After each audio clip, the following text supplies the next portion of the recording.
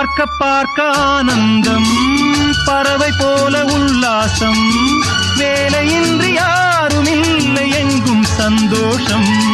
வெறும் பேச்சு வெட்டி கூட்டம் ஏதுமில்லை இந்த ஊரில்.